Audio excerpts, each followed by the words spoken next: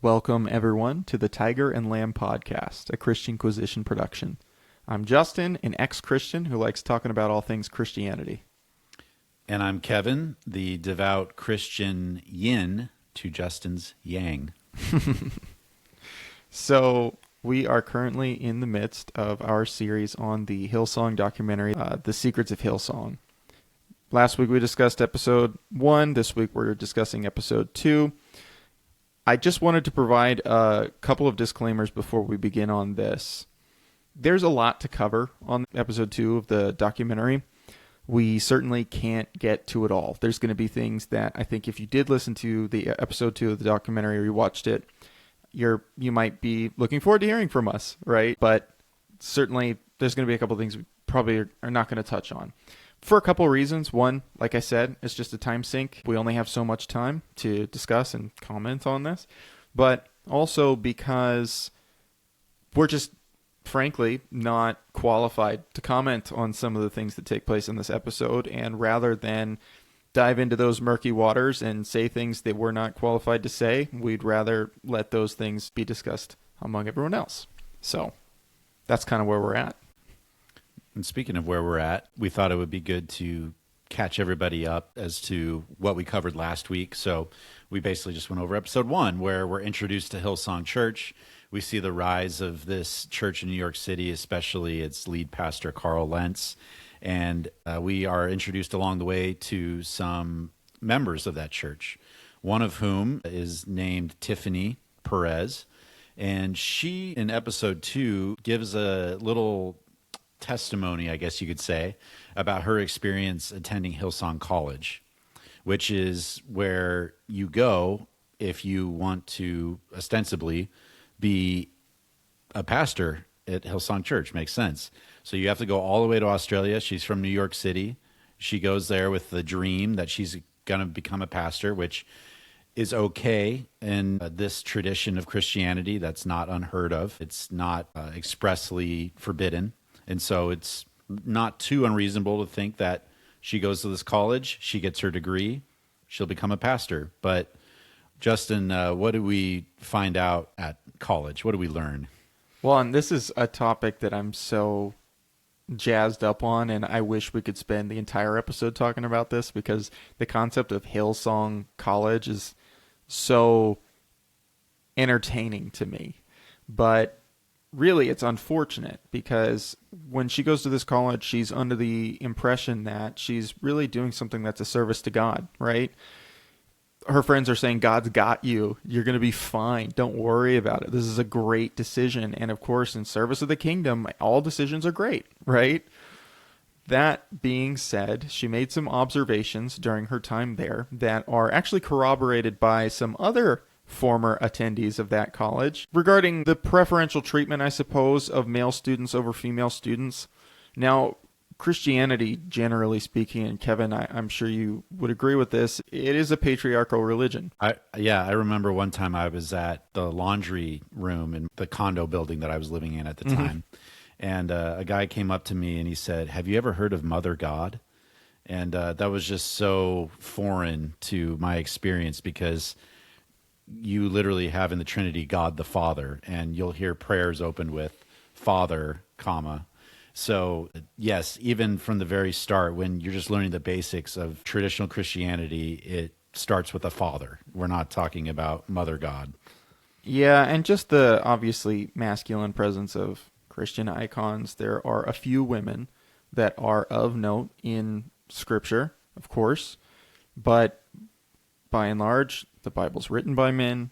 The Word of God was spread by men in the Gospels and the New Testament.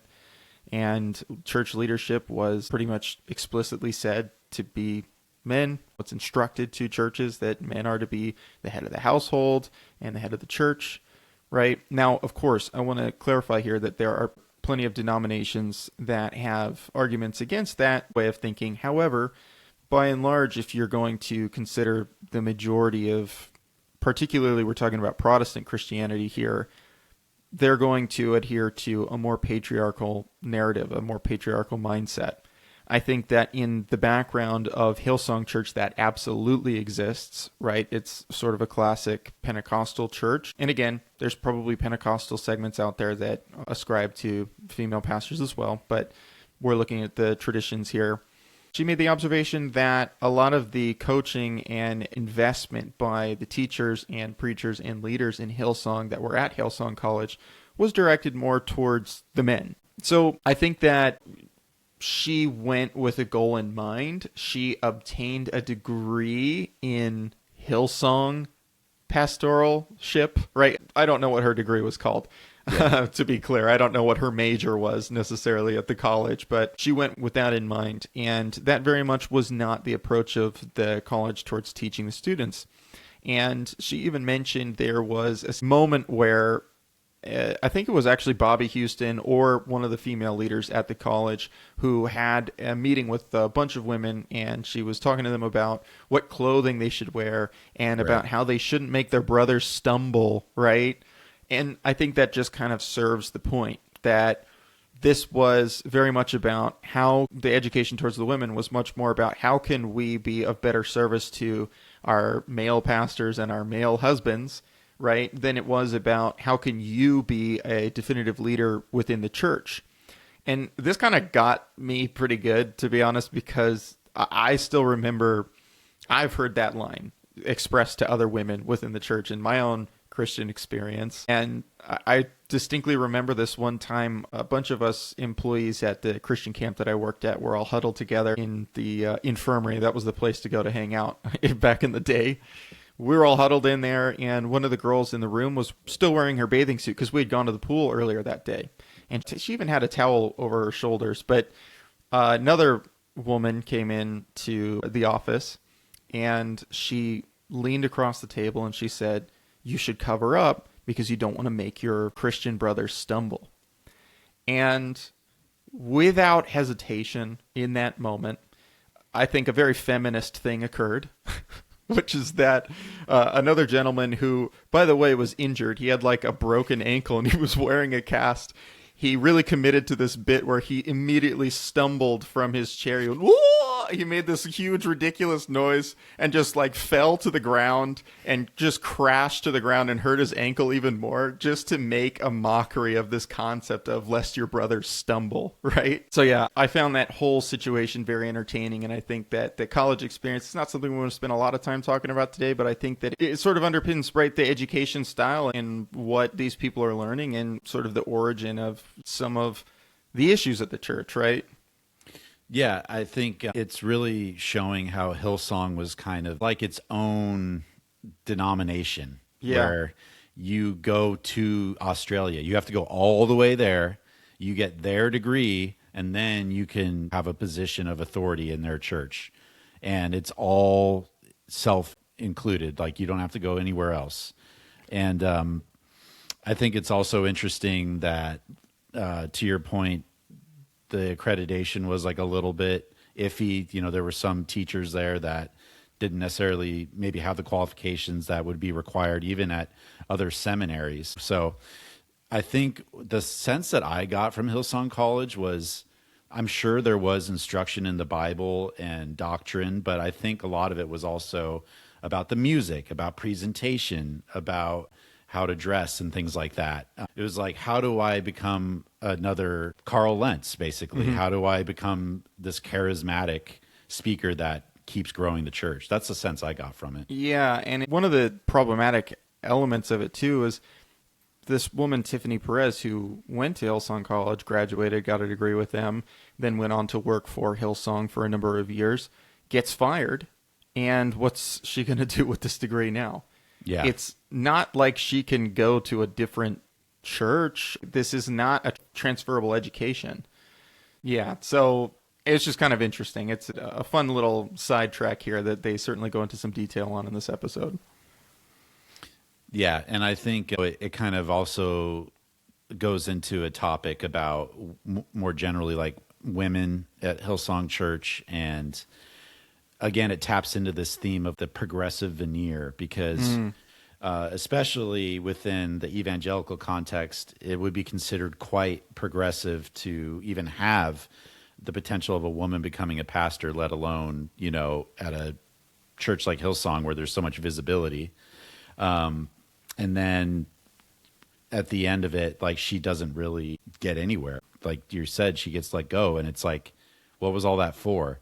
And it kind of gets to me back to this idea of like, Hillsong wants to show that it is very about equality and, hey, yeah, you're a woman, come on, be a pastor. But then in the end, doesn't deliver. That's kind of a theme that we see a lot with this image-driven church. Yeah, and a bulk of this episode was really, really interesting in that it was sort of documenting the rise and fall of Carl Lentz, with Carl Lentz as the narrator, as well as Laura Lentz, his wife. They were both interviewed, and they both had a substantial amount of insight that I think was really, really, really intriguing. And I think one of the things that makes this documentary so good is that it doesn't just go in here and attack an individual or attack the entire entity itself, but it actually is able to land one of the biggest voices of this story. And we get some of that inside detail. Carl provides us throughout the episode a narrative that begins in childhood. It's kind of like interspersed throughout the episode, though. It's not like a clear, neat telling of his story. But essentially, he discusses the fact that he was sexually abused as a child.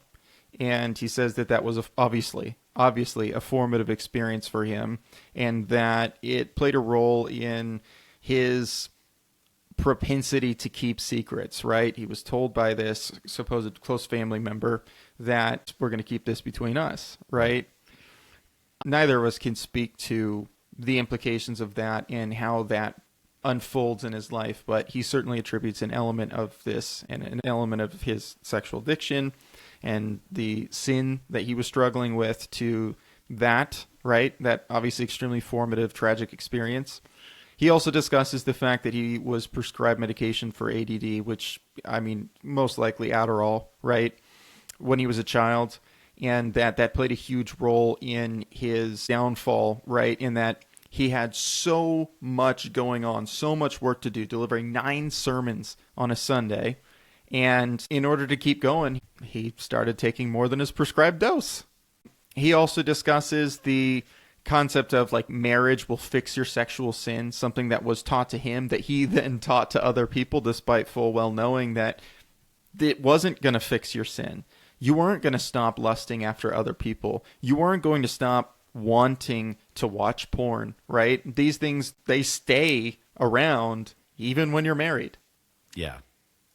Yeah, there's this guy named King David in the Bible. And I don't think you would say that just because he got married, his lust went away. And this is kind of a sidebar, but that is a problem within Christianity. This implication, and Carl touches on it, that the institution itself is going to save you from your lust. Like, just get to that status where you say, I'm married, I have this ring on my finger, and that's going to protect me. Where it's not actually dealing with what we would say in Christian circles is the real problem, which is you. It's your sin. Like, you need to address that. That sin's going to be with you regardless of your marital status. And that is a problem. And Carl definitely was putting his faith in the institution of marriage rather than in God to purify him. Yeah, it's an interesting example of the pastor of this church being taught in the sort of methodology and beliefs of the Hillsong community and culture. And just to say, this is very much present in broader Christian culture, but this was something that was particularly imprinted in his mind and then reiterated. And just the fact that he was able to, as the pastor of this church who was displaying these messages to these people, experience just how wrong that teaching was, right? That these things actually didn't go away, and that he actually needs to still do the work in order to stop having these feelings and thoughts, or rather respond to them in a more Christ-like manner, so to speak. Yeah. Yeah. It makes me think also about the corporatization of Hillsong, right? This idea of like there's stages of development, and it's less about, I see less about like personal development within leadership cultivation at Hillsong, and more about like, okay, get to this, like go to our college, get the degree, then we'll send you out and you'll learn our system. Like, it's more about the system than it is about growing the person. Yeah, And getting you saw people that- to yeah. fill the worship cog, right? We're going to train you cog. up in music, right? We're going to train you yeah. up in teaching. We're going to train you up in administration. And all of these trainings are built towards the system that we run that nobody else runs. Right. And part of getting in that system is you have to be married, because when they kept showing all the different Hillsongs popping up, there was always a couple.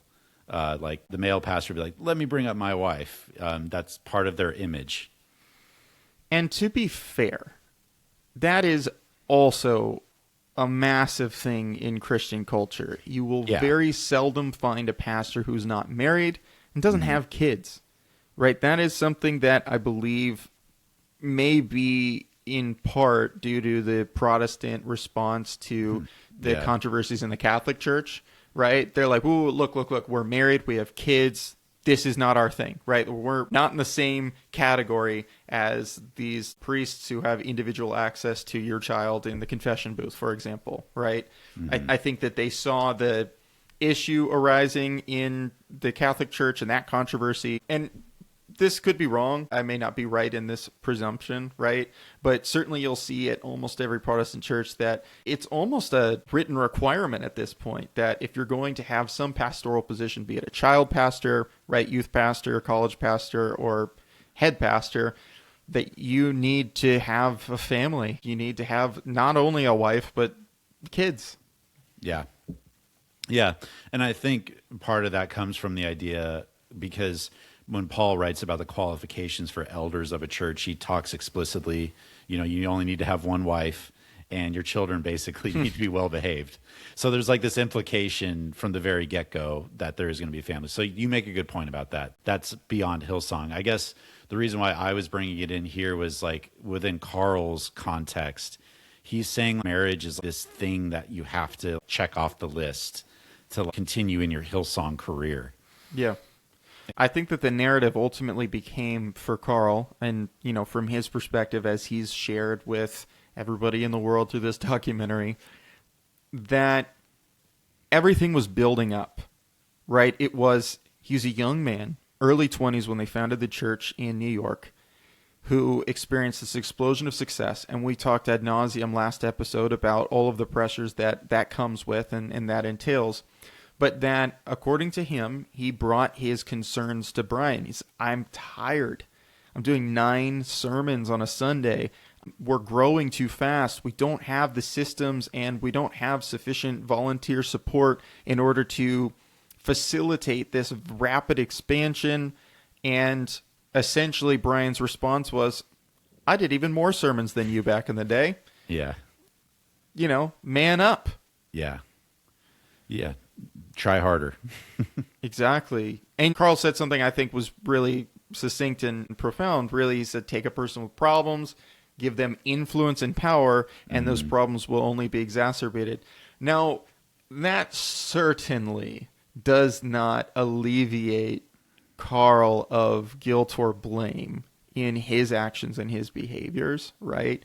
But there were many people who were making those observations that I remember I think it was one of the reporters or one of the former congregants who made the comment that he couldn't imagine that what is required of a person in Carl's position could exist in the form of a man without him breaking.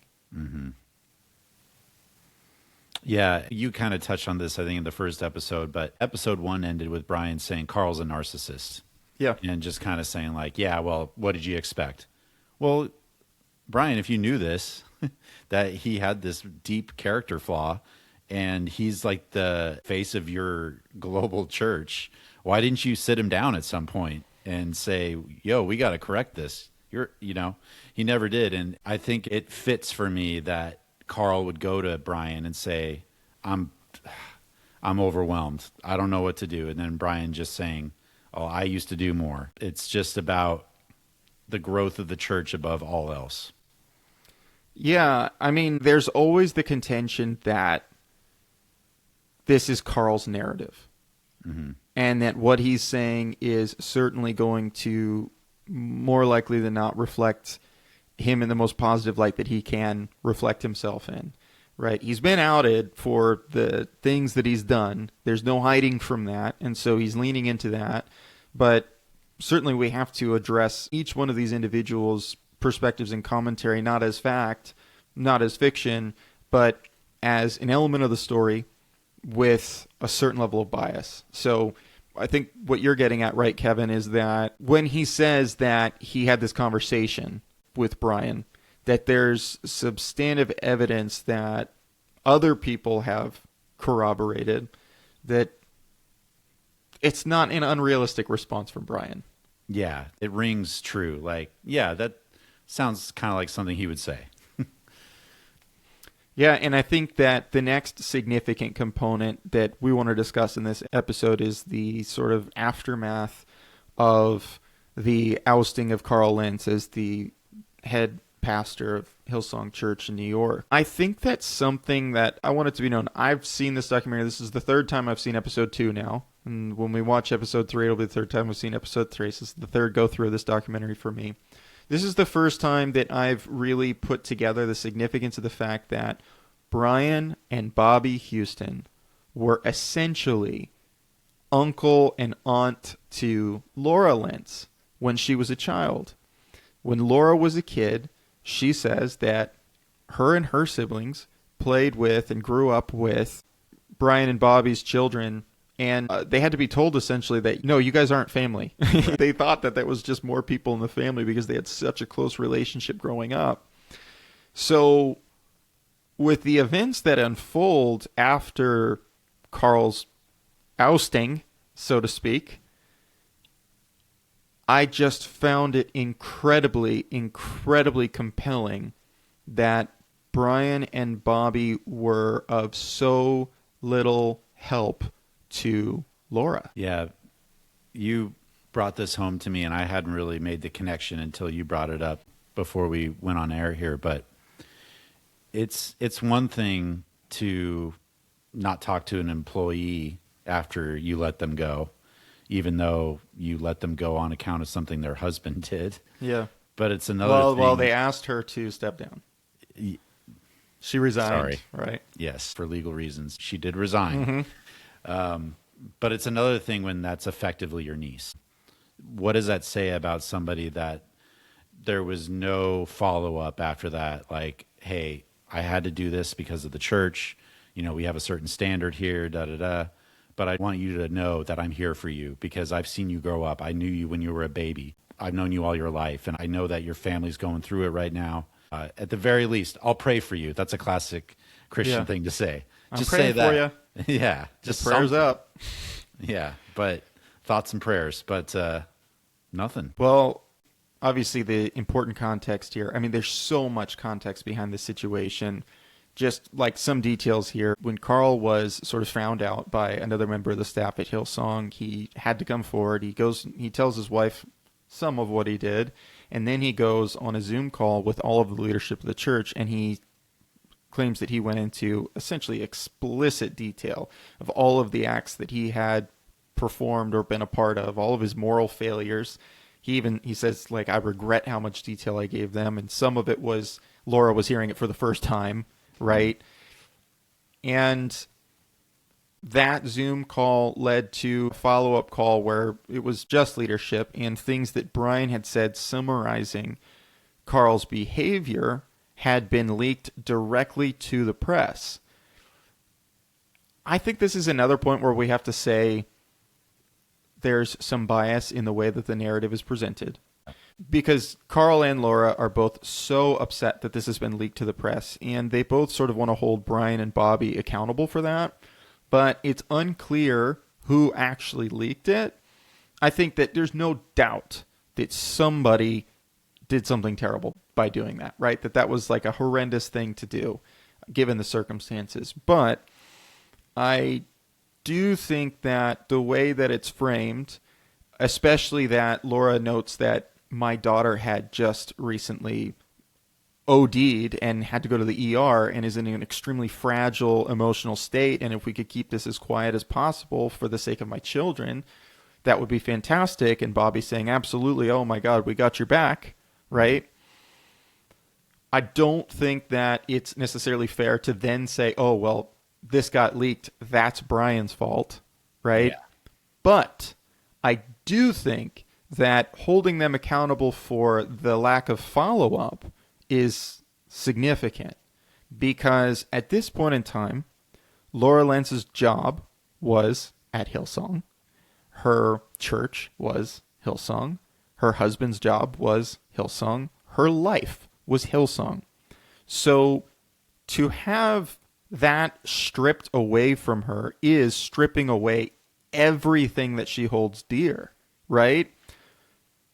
All of her life, all of her income, all of her husband's income, all of everything that she knows up to this point in her life. She went to Hillsong College. She was best friends with the kids of the founder of the Hillsong Church in the first place. Like, everything leading up to this point in her entire life was Hillsong.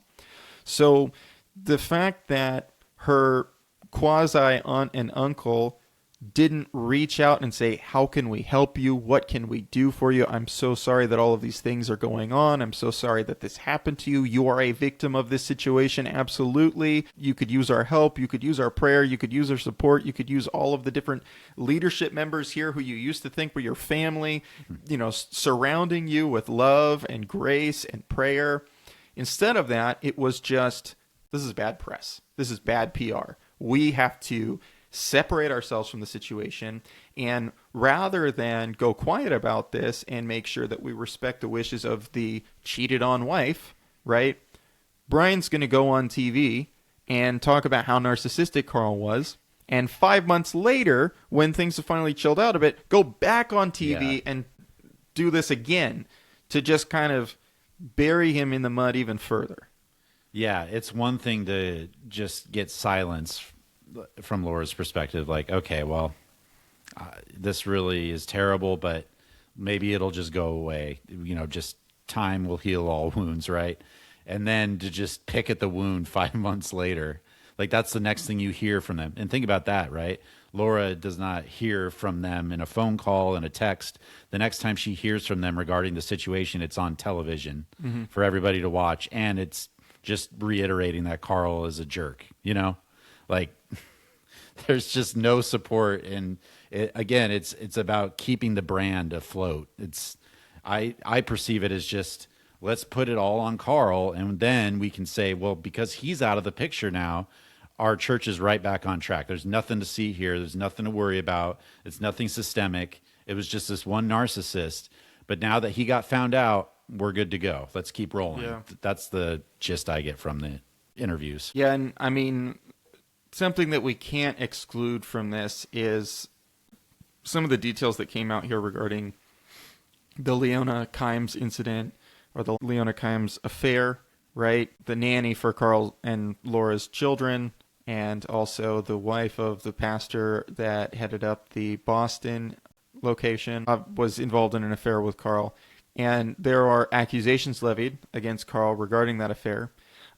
This is one of those things that Kevin and I are absolutely not qualified to discuss in depth, but suffice it to say at the very least that if everything was consensual, and I'm not saying it was or wasn't, the dynamic of your pastor and your boss, who's also a celebrity. Yeah. That had to have been traumatizing in a number of ways, to see the moral failure as intimately as is possible. Yeah. So when we talk about Leona and looking up to Carl as a boss, as a pastor, a celebrity pastor, no less, I was thinking about this quote in the documentary from one of the commentators. He basically made the point that when it comes to spiritual leaders abusing power, it cuts deeper because you're spiritually invested in that person. They are, and I kind of extrapolated from what he said, like, that's your connection to the divine. That's the conduit to God himself, is that person. And so when that person is a hypocrite, lets you down, turns out to not be practicing what they preach in a very, very hurtful way to a lot of people, that's devastating. That doesn't just get you to question your church. that gets you to question your whole belief system. Yeah. Like, this guy's a fraud and he got so far in this system. What does that say about the system? Mm-hmm. It's very shattering. Yeah, I think you get into this situation where you found a church that you love and you found a pastor that you respect and admire, and he does something that betrays your trust so profoundly that you obviously go on to question much more than just your leadership, but your spirituality and your faith itself. And I would say, as the ex-Christian on this podcast, or rather the non-Christian, that I would really strongly encourage people who have experienced trauma within the church, who are having those questions about faith, to consider the faith itself aside from the people that you associate with it. Because the belief itself certainly is not reflective of the behaviors that we're discussing, and in fact is so vehemently opposed to these behaviors that obviously they led to people getting fired, right? The church doing the firing was quite problematic in and of itself, but the text itself is very, very much against these behaviors.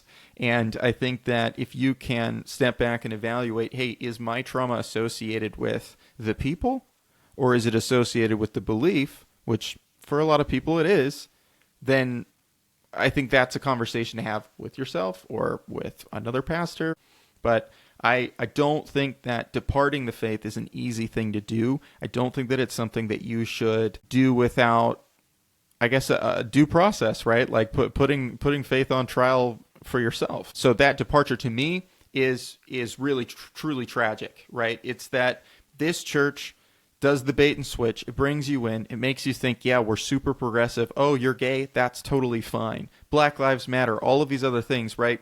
That make you feel like, hey, this place is different. This place is all about the things that I sort of am in agreement with and what I believe. And for those people to be let down by the church and for them to lose their faith, which has become a rather quintessential part of them, I think that is tragic, regardless of whether or not what I believe, right? Which I am obviously not a Christian. I think that, those beliefs are so personal and they're so cherished by individuals who have them, that I think that it can sort of impart a separate trauma when you lose both your family and your faith. Yeah, and I think that is why when we read the New Testament, we see so many warnings against false teachers, about people that don't practice what they preach. And I think the warning to Christians out there is that there's a quote I heard that you might be the only Bible somebody reads today. In other words, you might be the only representative of Christianity to somebody that you work with or go to school with. So keep that in mind. Now, it's not to say that you represent all of Christianity, but to that person, you are definitely saying something about your faith, the way that you carry yourself. And it's kind of humbling, even if you're not a pastor, just to think that I am reflecting my God to this person. What is my behavior saying? And the idea that, you hear this a lot too from people that have left the church. Like, there's so many hypocrites within the church. That's so damaging to people. It can turn somebody off and to the point where they never want to go into a church again. So I appreciate what you said about somebody not allowing one person to have that much sway over their religious conviction. And by the same token, I want to warn Christians that you have more power than you might think in people's minds. Well, and I think that just kind of goes to the heart of the podcast purpose itself. Yeah. Right? It's churches like Hillsong that give Christianity a bad name. Mm-hmm. I don't have a problem with critics of Christianity who are criticizing it with a very critical perspective. I don't have an issue with people who say, I don't understand why this happened in section, in chapter 7 of Genesis, right? People who are looking into the text and finding issues or inconsistencies or things that they can't abide by. But when someone's impression of Christianity, or any religion for that matter, or any belief system for that matter, is generated from a church like Hillsong, And, a place that's running itself like a corporation that's essentially just a profit mill, right? That, to me, is very, very unfortunate. Because regardless of whether or not you are going to find the Christian religion agreeable, I certainly think that there is a tremendous amount of value in understanding it better. Not only because in understanding it better, you're going to understand hundreds of millions of other people on the planet better, right?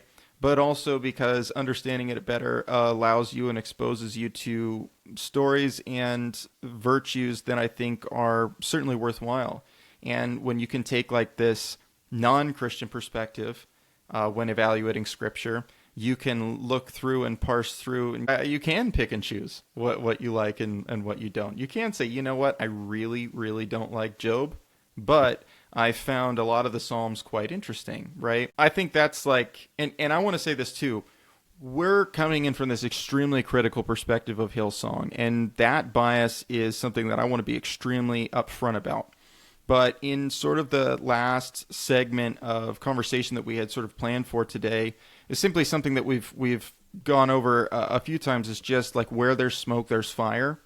I think with Hillsong Church, I'm hesitant to be this critical about many things, but with Hillsong Church, there's just so much smoke. There's so many people saying so many valid things from inside the organization, right? And I think, you have a gay congregant and another former congregant, both in agreement that I know what Christianity says about homosexuality, but I don't know what Hillsong says about it. Yeah. And how is it that people in church leadership don't know these things, right? That, to me, is a huge red flag. You have, obviously, Jeff Bullock, who was somebody who wrote a lot of the music for Hillsong back in the 90s, who claims he was ousted, who has commentary to say about Brian Houston's quote-unquote legendary anger, right? Which, again, is just consistent with things that we've seen from both Brian Houston himself, but also many people who got up close and personal with him. So I don't want anyone to assume that this is going to be the perspective or the level of bias that we take against anything and everything. But observe the documentary, do your own research. I think that you'll find that this is not Christianity, right? I'm not attacking Hillsong because I want to attack Christianity. I'm attacking Hillsong because it's not Christianity. Yeah, there's a concept of steel manning an argument, which is you want to find the best representation of whatever that belief is and debate that. You don't want to take a poor representation of something because that's easy to do. You want to deal with its best to get closer to the truth. It'd be kind of like if you'd never had fish tacos before, and the first time that you try a fish taco is in like Cleveland, Ohio. Like, you're probably not going to get the best representation of fish tacos on Lake Erie. You're probably going to want to go down, to a place like San Diego to try a fish taco. No bias. Yeah. So it's, I hear what you're saying. I think Hillsong is a cautionary tale to Christians about what can go wrong and some things that you want to keep an eye on.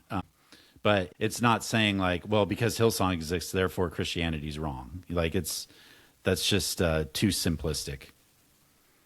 Yeah, and I'll just say, sort of to wrap things up here, that Kevin's on this podcast because in my relationship with Kevin, I find that he is a very, very positive representation of Christianity, both in the way that he lives his life and in the way that he engages in conversation with people, and in the way that he takes things very, very seriously in the level of feeling that he has for his desire to share the gospel, his desire to be better about sharing the gospel.